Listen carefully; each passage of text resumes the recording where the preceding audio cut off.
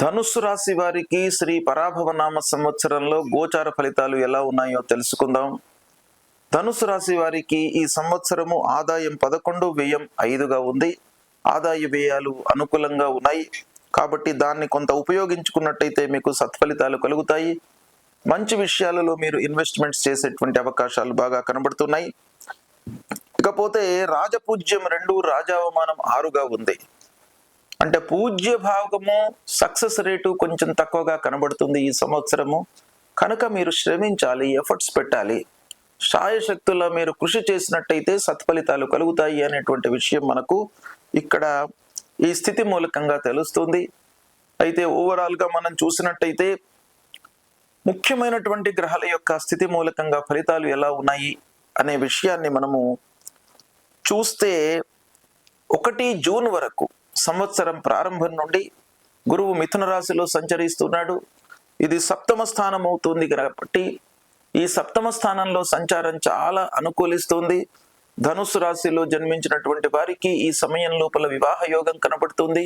ఎన్నో రోజుల నుండి మీరు ప్రయత్నం చేస్తున్నటువంటి వారికి కూడాను కార్య సాఫల్యత ఈ సమయంలో కనబడుతుంది.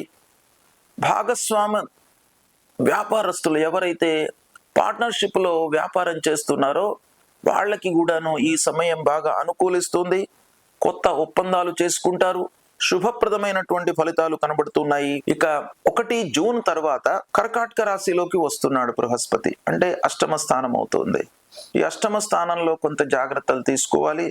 ఆరోగ్య విషయం లోపల, పనులు ప్రారంభించేటువంటి సమయం లోపల, ఖర్చుల విషయంలో కొన్ని జాగ్రత్తలు తీసుకోవాలి. అనుకోనివి ముందుకు వచ్చేటువంటి అవకాశాలు బాగా కనబడుతున్నాయి. ముఖ్యంగా ఆరోగ్యం విషయం పైన మీరు జాగ్రత్త వహించాలి. ఇక 31 అక్టోబర్ తర్వాత సింహంలోకి వస్తున్నాడు. అక్కడి నుండి జనవరి 24 వరకు సింహరాశిలో సంచరిస్తున్నాడు. అంటే మళ్ళీ అది భాగ్యస్థానం అవుతుంది. మీకు అదృష్టం కలిసి వస్తుంది. ఈ సమయం లోపల ధార్మికమైనటువంటి కార్యక్రమాలు చేస్తారు, తీర్థయాత్రలు చేపడతారు. ఇక 24 జనవరి నుండి వక్రించి కర్కాటక రాశిలోకి వస్తున్నాడు మళ్ళీ బృహస్పతి. కర్కాటక రాశిలోకి రావడం మళ్ళీ 8వ స్థానం అవుతుంది. కొన్ని ఇబ్బందులను క్రియేట్ చేస్తాడు. కనుక కొంత జాగ్రత్తలు తీసుకోవడం అవసరము ఆ పీరియడ్ లోపల. ఇకపోతే ఓవరాల్గా శని ఈ సంవత్సరం మొత్తం కూడాను అర్ధాష్టమ స్థానంలో సంచరిస్తున్నాడు. అర్ధాష్టమ స్థానంలో సంచరించడము కొంత ఇంటి విషయాలపై మీకు ప్రెషర్ బాగా ఉంటుంది. ఆందోళనకు గురి అవుతారు. మానసికమైనటువంటి ఇబ్బందులను ఎదుర్కొనేటువంటి అవకాశం ఉంటుంది. స్థిరాస్తులు, చరాస్తుల విషయం లోపల జాగ్రత్తలు తీసుకోవాలి. డాక్యుమెంటేషన్ విషయం లోపల జాగ్రత్తలు తీసుకోవాలి. ఇక రాహువు మట్టుకు మీకు 3వ స్థానంలో డిసెంబర్ 5వ తారీఖు వరకు ఉన్నాడు, అనుకూలంగా ఉన్నాడు. కాబట్టి ధైర్యంతో మీరు కొన్ని నిర్ణయాలు తీసుకునేటువంటి అవకాశాలు ఉన్నాయి. తద్వారా మీరు సత్ఫలితాలను పొందుతారు. ఇక 5 డిసెంబర్ తర్వాత రాహువు మారుతున్నాడు, 2వ స్థానంలోకి వస్తాడు. అప్పుడు కొంత డబ్బు విషయంలో మీరు జాగ్రత్తలు తీసుకోవాలి.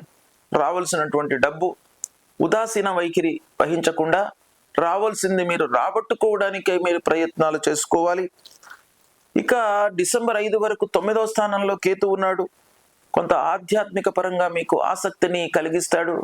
అది కొంత మీకు ప్రశాంతమైనటువంటి వాతావరణాన్ని ఇచ్చేటువంటి సమయము. తర్వాత మళ్ళీ కేతువు డిసెంబర్ 5 తర్వాత అష్టమంలోకి వస్తున్నాడు. ఈ 8వ స్థానంలో సంచరిస్తున్నటువంటి సమయంలో కొన్ని ఇబ్బందులు మట్టుకు ఉంటాయి. వ్యవహారాలు రహస్యంగా చేయకుండా కొంత జాగ్రత్తగా అందరితో కూడాను చర్చించి చేసుకున్నట్టయితే మీకు సత్ఫలితాలు కలుగుతాయి.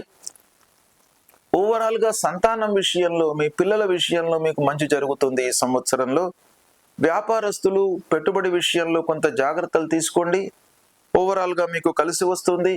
ఉద్యోగస్తులకు ఈ సంవత్సరం మొత్తం కూడాను స్థిరంగా ఉంటుంది. ఇక కేసుల విషయంలో చాలా రోజుల నుంచి మీరు సతమవుతూ ఉన్నటువంటి ఆ కేసులు ఏవైతే ఉన్నాయో ఈ సంవత్సరము పరిష్కారం అయ్యేటువంటి అవకాశాలు ఉన్నాయి. ఓవరాల్గా అప్పులు తగ్గుతాయి. రుణభారం నుండి మీరు విముక్తులవుతారు ఈ సంవత్సరము.